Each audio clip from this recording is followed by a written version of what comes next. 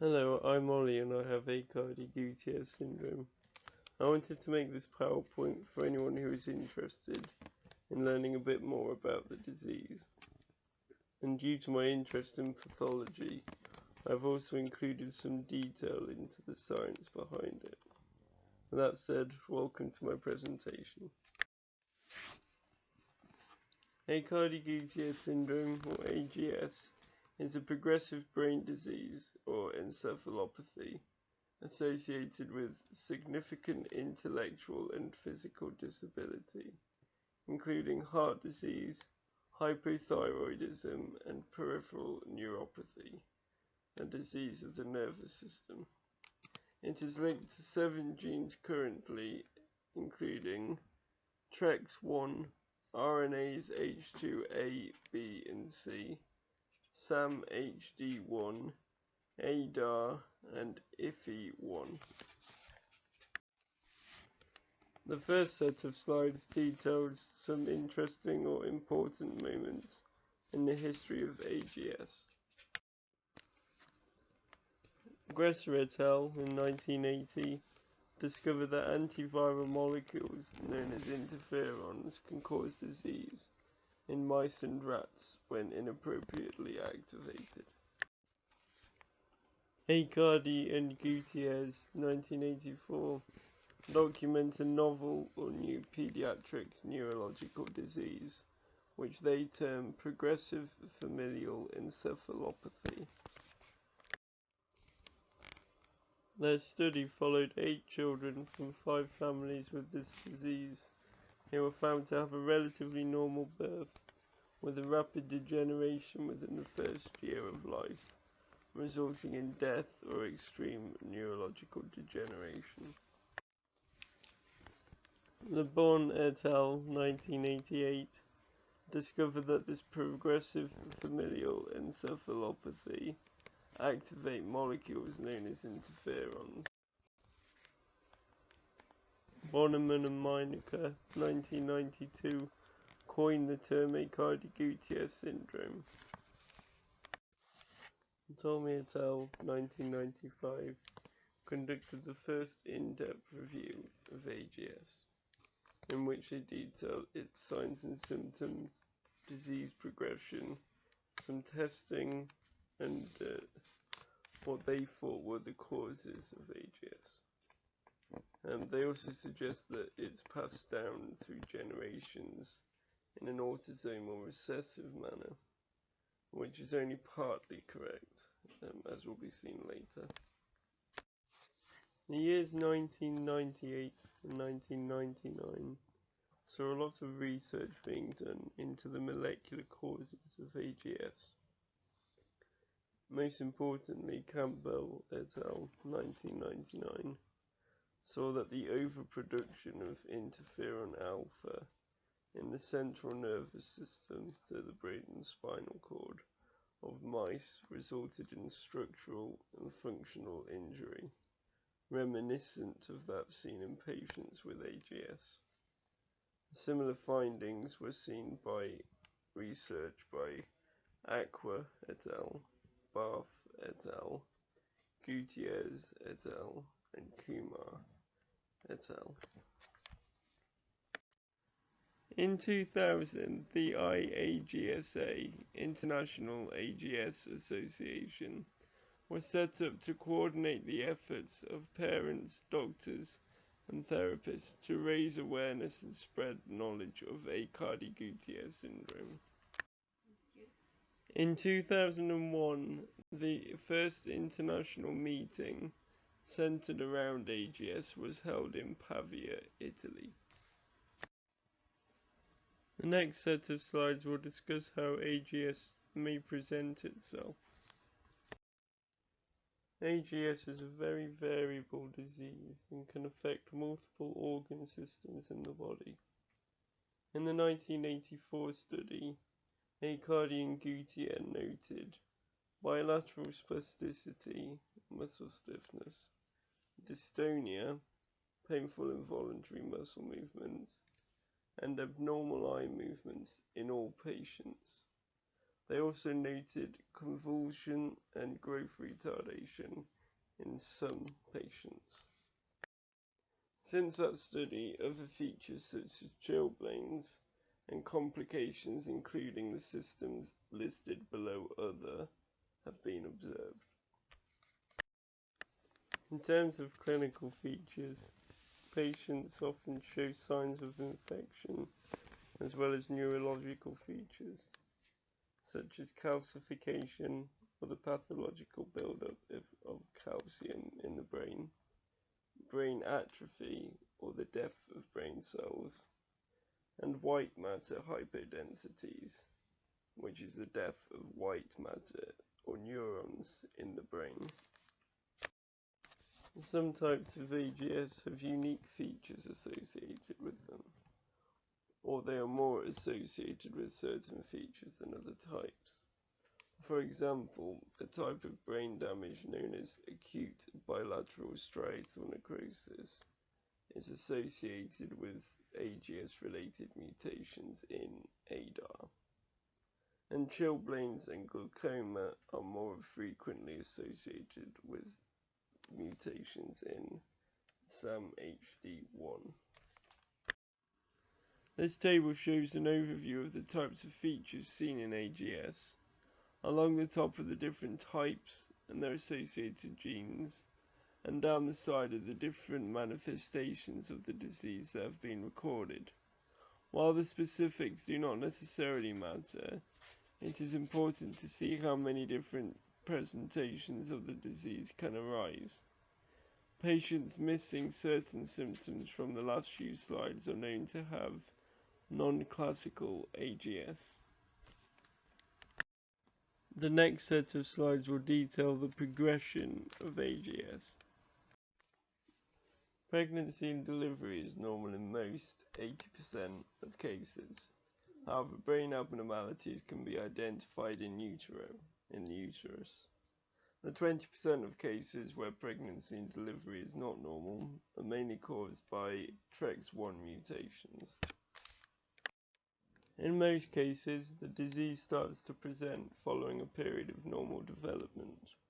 This period is known as the encephalopathic period and may involve unexplained fevers, pyrexia, loss of skills, both cognitive and motor, and the slowing of head growth. The early onset variation of the encephalopathic period is associated with TREX1, RNase H2C, and RNase H2A gene mutations.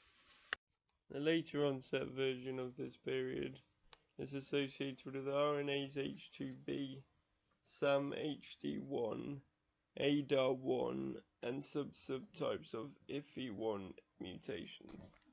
AGS can be imagined as the aftermath of the previous phase. Depending on the extent of damage caused by the encephalopathic period, the patient may either die or remain living with some degree of disability, hence plateau. Occasionally, patients who plateau may progress or episodically regress. The next set of slides detail a few bits of basic biology required to understand how AGS affects the body. The topics include genetics and the body's response to viral infection, including the importance of interferons. DNA contains genes that are read and acted on by other parts of the cell to make specific proteins. These proteins have a specific sequence that helps them assemble and function correctly. If the DNA code has an alteration to it, this is known as a mutation, and the affected protein can potentially fold and function differently. Think of it like following a recipe.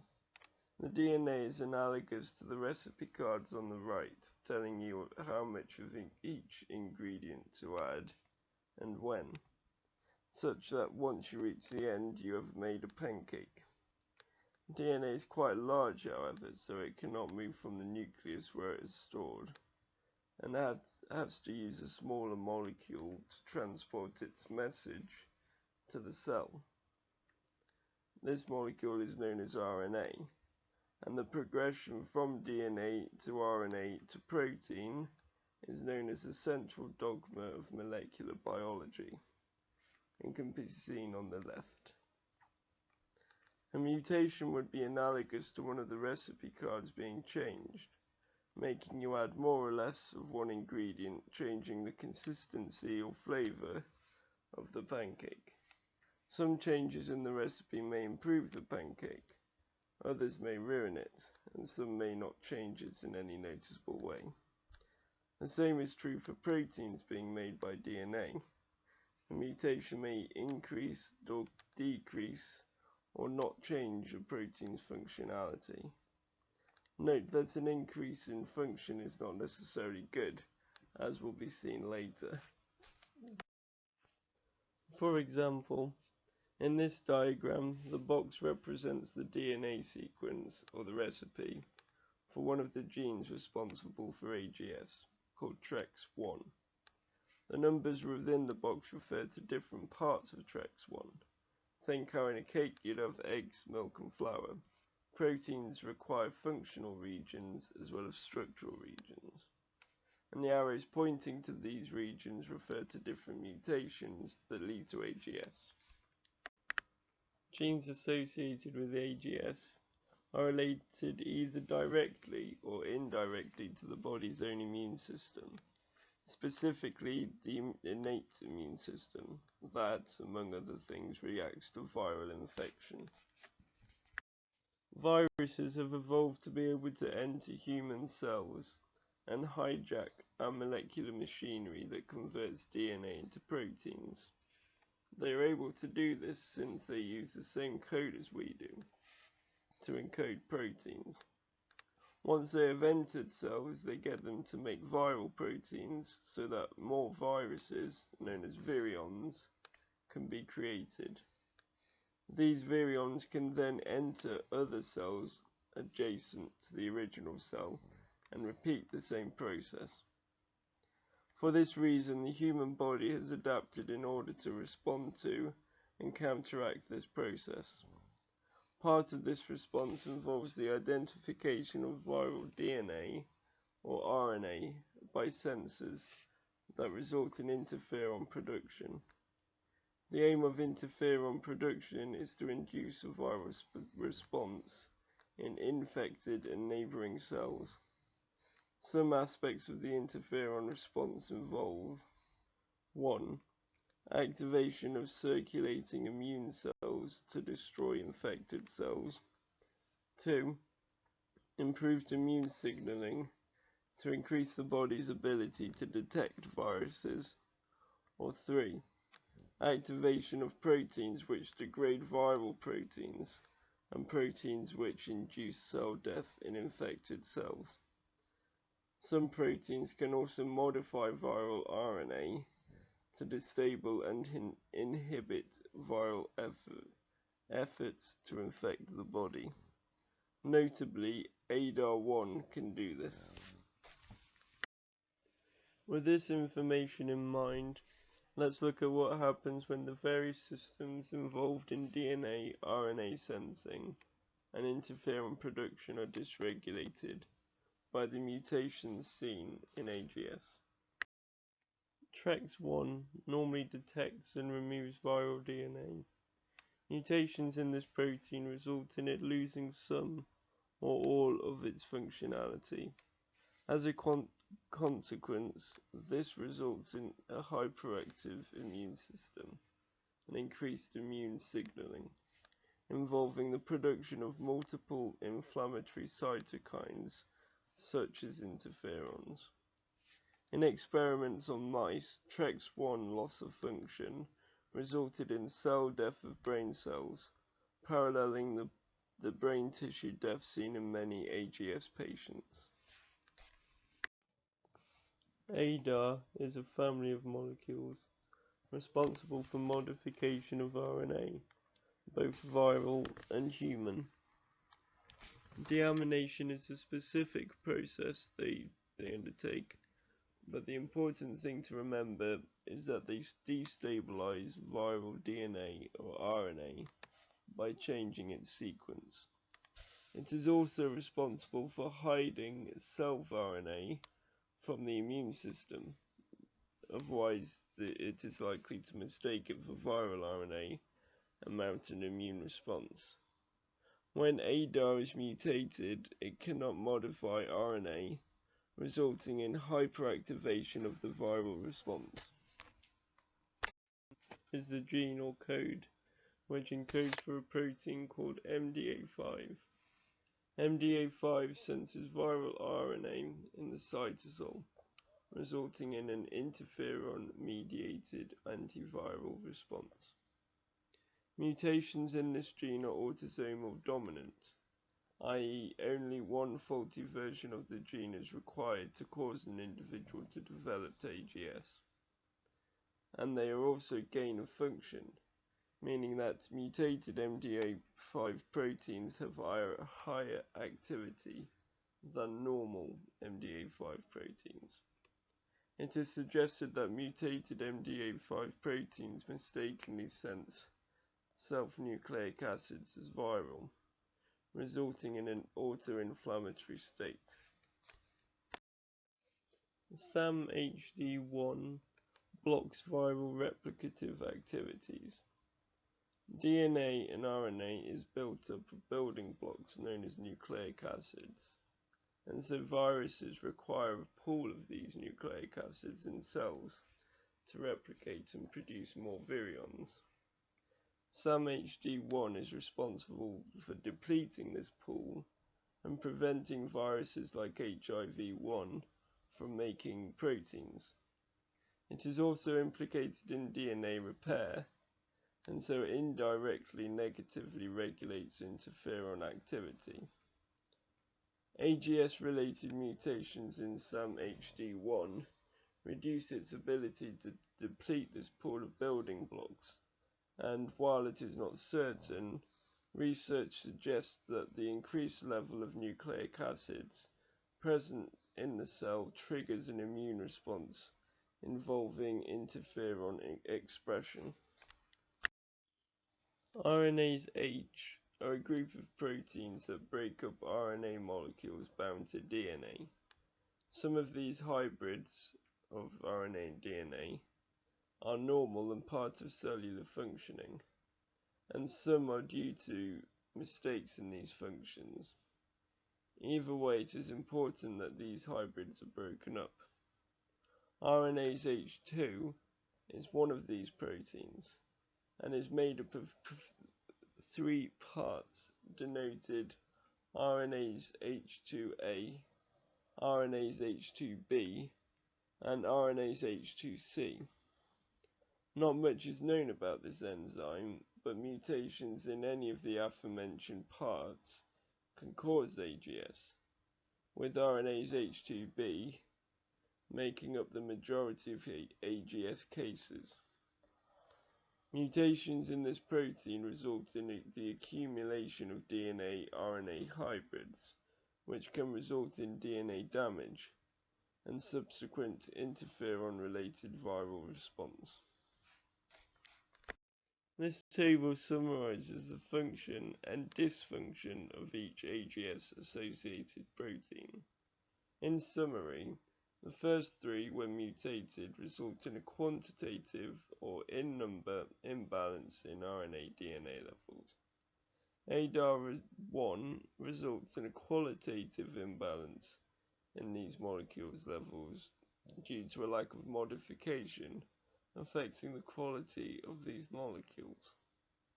And the fifth, IFI1 or MDA5, when mutated, gains functionality, directly resulting in upregulation of the immune system and interferon signaling. In terms of diagnosing AGS, genetic testing for the 7 genes associated with the disease can be done. In absence of this, however, signs and symptoms such as spasticity, dystonia, and hypotonia may be signs of disease. Related biomarkers can also be studied, such as lymphocytosis, an indication of a viral response, and a positive interferon signature, presence of interferon signaling. Symptoms of AGS can be managed with previously tested medications. For example, painful dystonic movements and spasticity can be treated using Botox or managed using pain medications. The presence of epilepsy may require the use of anti-epileptic drugs, and physiotherapy may be required to maintain psychomotor skills, prevent complications of postural anomalies, e.g. hip dislocation or scoliosis. Respiratory physio may also be used to prevent recurrent lung infections related to stagnation of lung fluids caused by ineffective coughing or spitting, etc. Treatments for AGS have been studied, with some getting further than others. Immune modulating therapies alter the function of the immune system. These therapies appear to have positive effects on neurological signs, but not on clinical signs. JAK-STAT inhibitors. Interferons signal via Janus kinase receptors, such as JAK1 and TYK2, activating molecules known as STAT, which then go on to aid in immune system signaling. The inhibition of this pathway has been shown to be helpful in other type 1 interferonopathies, the larger group of diseases involving AGS, and a trial is currently ongoing to evaluate the safety and efficacy of baricitinib, a JAK-STAT inhibitor in AGS. Anti-interferon alpha and anti-interleukin antibodies. Molecules known as antibodies can be made to bind to molecules and inhibit them. Of interest to AGS, antibodies targeting interferons and other inflammatory signaling molecules, known as interleukins, could be useful. Cifalimumab is an antibody made to inhibit interferon alpha, a type 1 interferon. However, there have been no reports or trials to test it.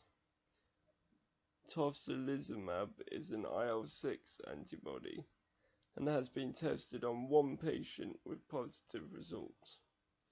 However, no further research has been done to analyze this molecule on a large scale.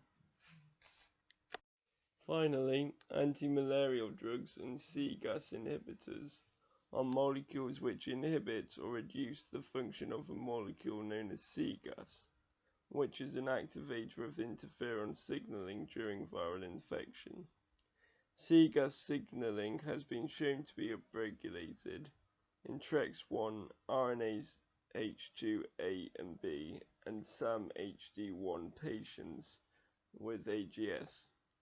And silencing of C-gas has been shown to rescue the lethal phenotype in TREX1 deficient mice, i.e. C-gas inhibition prevented TREX1 mutations from resulting in death in experimental mice. Antimalarials are a class of drug which have been suggested to inhibit C-gas, alongside hydroxychloroquine, suppressive oligodeoxynucleotides, and a whole host of other molecules to treat AGS. And that's it. Graham-Stetson 2022 have identified some areas which research could focus on in the future, however. Improving experimental techniques and subsequent understanding of the disease will help develop therapies to improve outcomes for patients. On the next slide are some useful resources for anyone interested in further reading, and thank you to Dr. Crow for helping check over this PowerPoint for me. Goodbye.